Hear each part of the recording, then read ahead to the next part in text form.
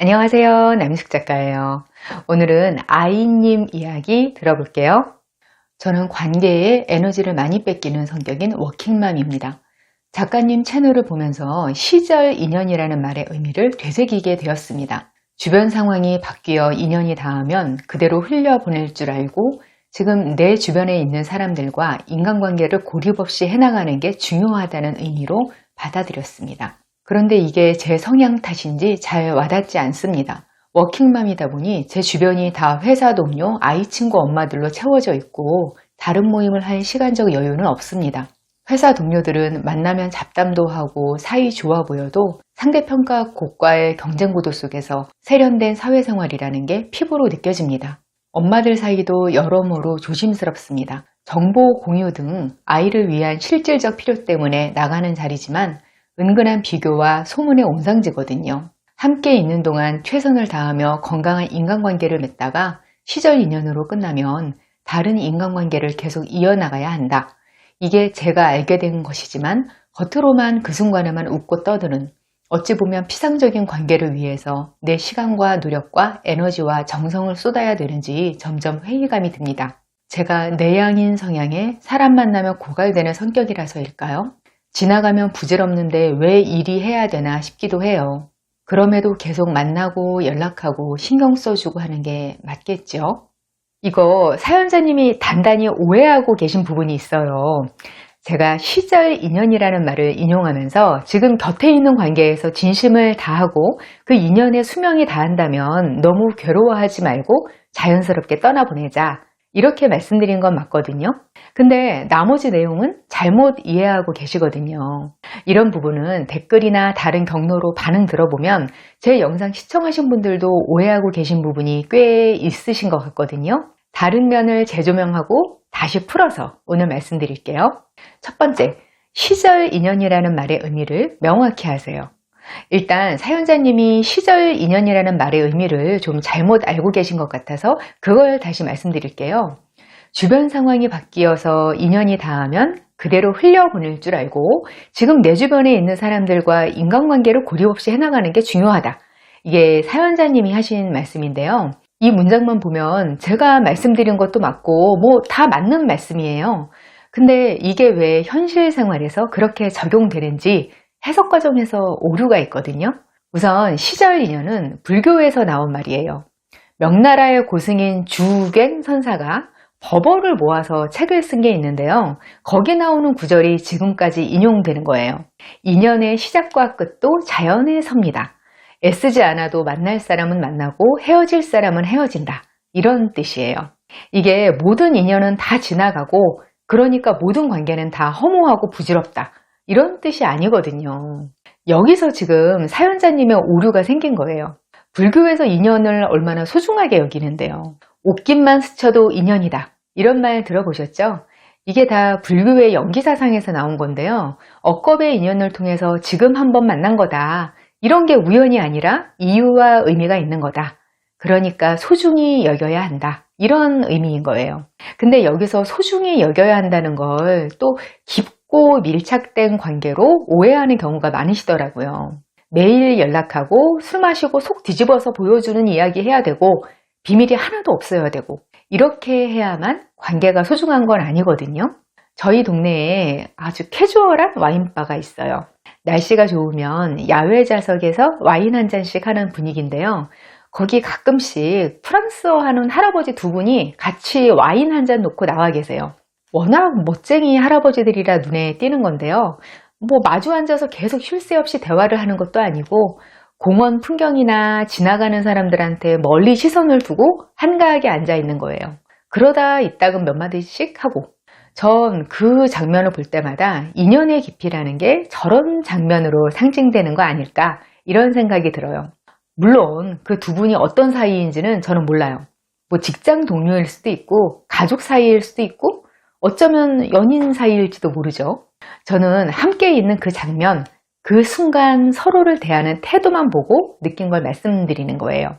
이렇게 세상 흘러가는 거 볼 때 가끔씩 옆에서 같이 구경해 줄 사람, 혼자도 좋지만 옆에 있으면 더 좋은 사람, 이 정도 기분으로 함께 있는 거면 좋다고 생각하거든요.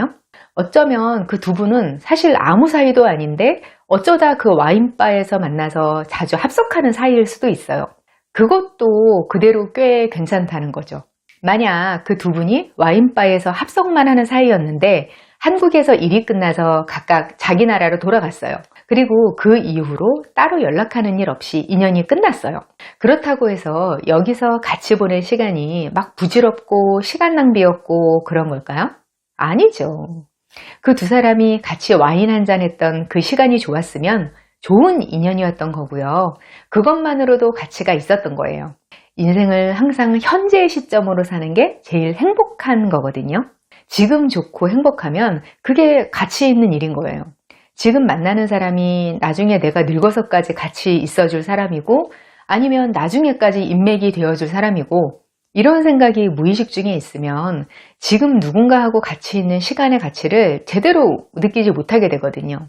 만약 내가 친구라고 생각하는 사람에 대해서 만날 만한 가치가 있는 사람인가 이런 의문이 든다면요. 한번 생각해 보세요. 그 사람하고 시간을 같이 보낼 때 아, 참 좋다 이런 생각이 드는지 친구하고의 감정에 다른 감정이 끼어든다면 그 관계는 정리 대상인 거예요. 이 사람하고 만나면 나까지 막 수렁으로 빠지는 기분이 들어.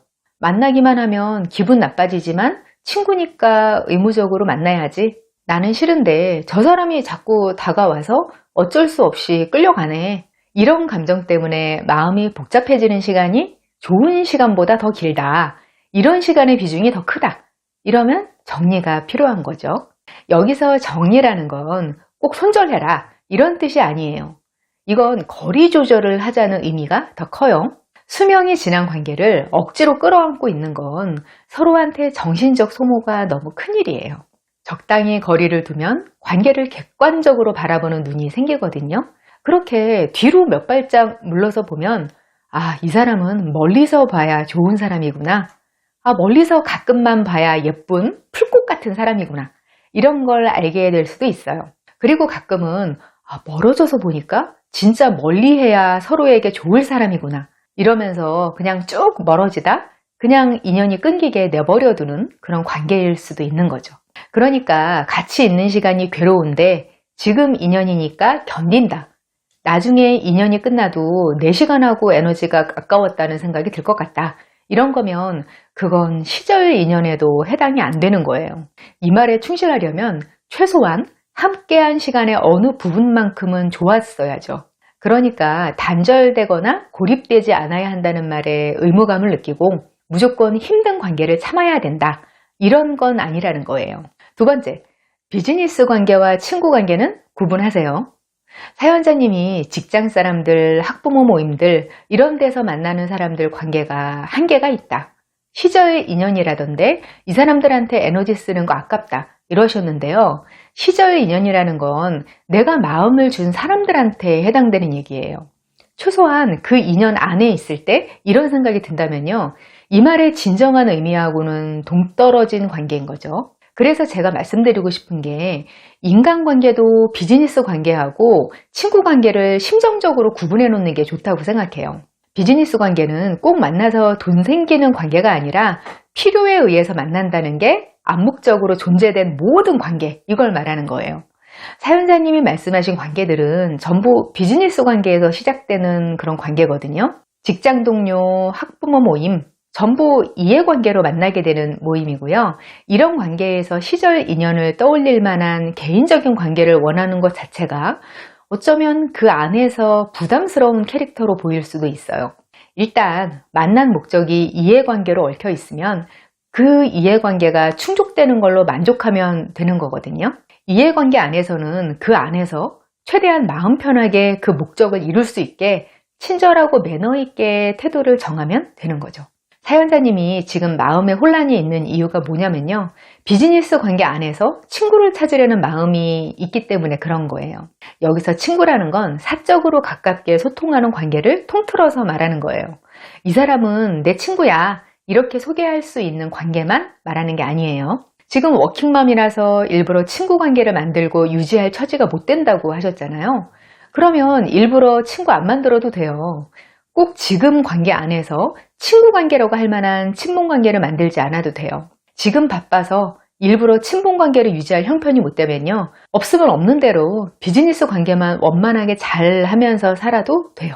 나중에 인생 주기가 바뀌어서 좀 시간이 많아질 때 그때 친구 관계 다시 만들어도 괜찮아요. 돈 벌고 경력 유지하려고 다니는 회사면요, 인간관계 때문에 불편하지 않고 출근할 수 있으면 그것만으로도 엄청나게 감사한 거예요.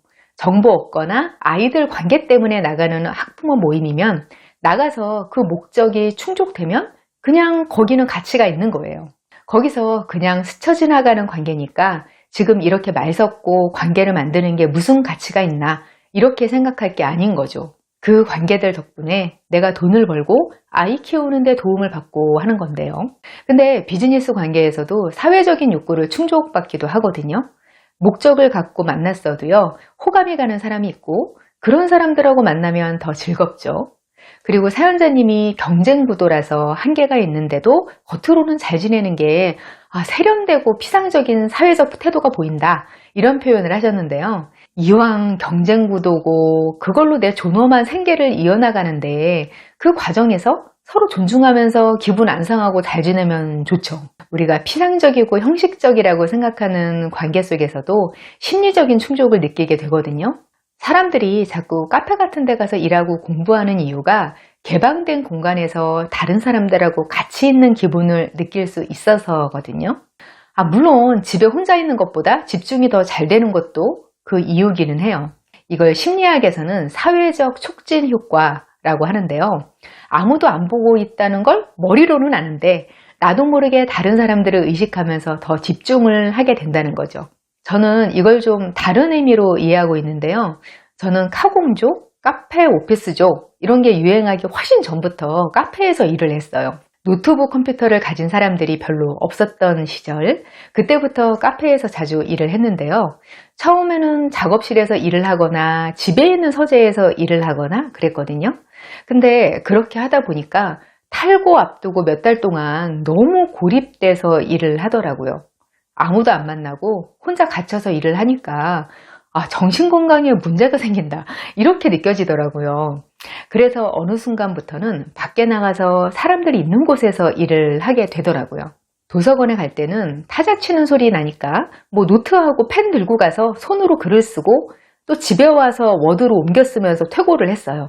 그게 너무 번거롭게 느껴진다 싶을 때부터 카페를 다녔는데요. 그때는 시끄러운 카페에서 어떻게 글을 쓰냐 이해하는 사람들이 별로 없었어요. 근데 어차피 일에 집중하면 다 백색 소음으로 들리기 때문에 괜찮더라고요. 내가 전혀 모르는 사람들 사이에서 아무 대화도 하지 않고 섞여 있는데도 고립되는 느낌이 줄어들더라고요. 대화조차 안 해도 이런데 같이 일하는 건 어떻겠어요? 물론 사람 때문에 스트레스 받는 것도 당연히 많지만요. 그런 비즈니스 관계로 얽혀 있어도 가볍게 하는 소통만으로도 내 존재에 도움되는 면이 많거든요. 이게 나중에 남을 관계도 아닌데 이렇게 신경 써야 하나, 이렇게 생각하기보다는 지금 아주 여러 면에서 서로 도움을 주고받는 관계다, 이렇게 관점을 바꿔서 생각하면 굉장히 고마운 거죠. 물론 사연자님이 기빨리시는 것도 이해가 돼요. 내향성인 사람들은 사회생활하는 거 피곤하거든요. 제가 그걸 잘 이해하는 게 저도 아주 지독한 내향인이라서 혼자 있는 시간이 좀 더 많이 필요한 타입이거든요. 사람들하고 섞여 있으면서 집에 가고 싶다는 생각이 드는 게 사람이 싫어서 그러는 게 절대 아니거든요. 그냥 사람들하고 상호작용하면 빨리 방전돼서 그런 거예요. 제가 나중에야 알게 된 건 이런 사람들은 좀 더 단호하게 에너지 쓰는 걸 단속해야 한다는 거예요. 제가 사람들하고 어울리는 걸 좋아하면서도 빨리 피곤해지는 타입인데요. 이야기를 주고받고 재밌게 시간 보내느라고 제가 소진되는 걸 못 느끼는 거예요. 그러면서 끝까지 자리 지키고 있다가 어느 순간 갑자기 확 방전되는 걸 느끼고 그러거든요. 자기가 이런 사람이라는 걸 알면 그렇게 되기 전에 자리를 뜰 줄 알아야 되더라고요. 처음에는 분위기 처지게 왜 먼저 일어나냐 이런 말 들을 수 있는데 이것도 태도만 좋게 하면 나중엔 다 그러려니 하더라고요. 저녁에 필라테스 수업 있다, 전화 영어 한다, 나 미라클 모닝에서 9시에 자는 사람이다, 이런 루틴 만들어서 핑계대고 일찍 들어가면 돼요. 너무 나를 소진시키지 않고 조절을 잘해서 그런 관계들의 좋은 점을 다 누리고 하면요, 그게 부질없는 관계다, 이런 생각도 덜하죠. 오늘 드린 말씀을 정리해보면 이거예요. 시절 인연이라는 말이 있다고 해서 모든 관계가 허무하다, 이렇게 생각할 게 아니라 그 시기의 필요나 감정의 충족, 이것만으로도 다 가치가 있다, 이거거든요. 시절 인연이라는 말의 의미를 잘 이해하시고 편안한 관계를 유지하시는 데 도움이 되시면 좋겠어요. 저와 더 깊은 소통을 원하시면 네이버 카페 어른성장학교로 오세요. 저는 다음 이 시간에 여기서 다시 만나요. 기다릴게요.